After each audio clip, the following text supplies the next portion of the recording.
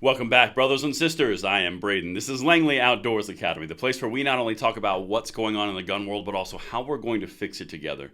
And the content that I'm going to bring you today, guys, if you missed the ATF oversight in the judiciary today, you missed a treat. We live streamed it this morning for about 4 hours. I'm going to work you through all these clips, all the ones that you need to know, but the one that I'm going to lead off with is one that I never thought I'd see on this planet. A Democratic representative, Cory Bush, tirade against the ATF about being racist. The Democrats were in the defensive role here. They're not supposed to go against the ATF. Somebody's going to get talking to. I cannot wait to show you this. Everything will be linked in the description box below. And please leave a comment right down there. Share this out and make sure you hit that like button, subscribe to the channel, and turn the notification bell on. And this entire content is brought to you by the Vanish giveaway I'm about to show you. Get yourself an entry for a truck, and then I'm going to see you on the other side. Today, I want to tell you about the biggest giveaway I've ever had on my channel. This is from Vanish Holsters. They are giving one of you this $80,000 custom Rocky Ridge Silverado for free to one lucky American who buys one of their gun magnets or t-shirts through June 3rd. And all you have to do to get a shot at that truck is get one of these bad boys, the storage magnet from Vanish Holsters. You are talking about rare earth magnets that will hold up to 45 pounds across any terrain once it's mounted in your vehicle. It can not only hold the gun itself, also has room for one magazine, and on top of that, it will not scratch at all your firearm. Now, to get entries for this truck, make sure you check this out at the link in the description box below. Vanish is looking to hook you up. This is something where you get a massive discount just for clicking right down there, and you get the entries as well. Thank you so much to them. And all right, beautiful people, listen. I never thought that this was going to happen today. What I'm about to show you, we've got so many clips, and this is this is the one I had to lead with because it's going to blow your mind. Again, this is a judiciary committee. Okay, the Republicans called the witness. They have control, and the Democrats were on the defensive side where they basically just buy time for the witness. That's the way this is supposed to work. Well, Representative Cory Bush from Missouri had a few different things in mind. And Steve Dettelbach squirmed like a worm on a hook. Let me know what you think of this one. Let's get it. I got 3 clips. Oh, start the party. Seeking accountability for the gun violence epidemic in our country and for all instances of potential law enforcement misconduct. Director Dettelbach, thank you for being here today. Let me say that I support several of the ATF's recent efforts, including the Ghost Guns rule, the stabilizing brace rule, and the efforts to stop gun trafficking.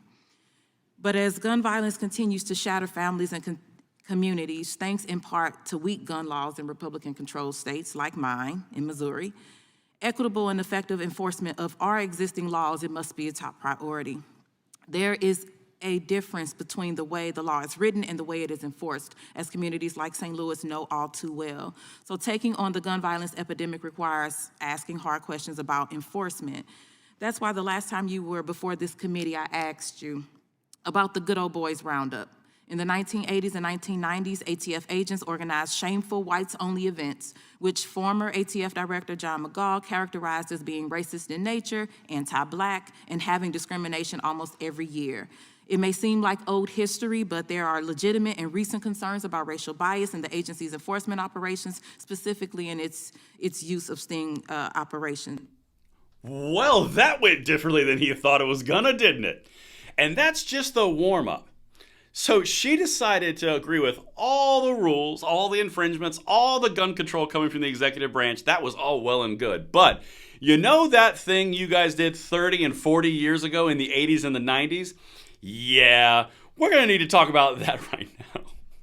Guys, if you were on the live stream with me today, my natural face, I could not hide it. I was like, no way this is happening right now. Because again, the Democrat role here is to provide cover for the ATF director witness because it's Biden's nominee, it's Biden's director.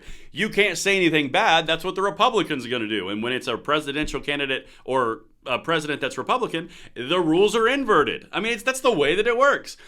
But she did not read the memo because, wow. And it only gets worse from here. I swear she's going to get a talking to for this one.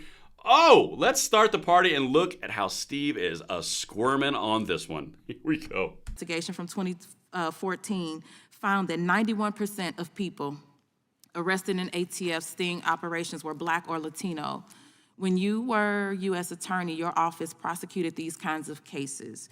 Are you aware of these concerns regarding sting operations? And if any, what steps have you taken to address? At ATF, we are very clear that we don't look at any of those kinds of factors, and it is absolutely necessity, Congresswoman, that law enforcement not look at these kind of factors.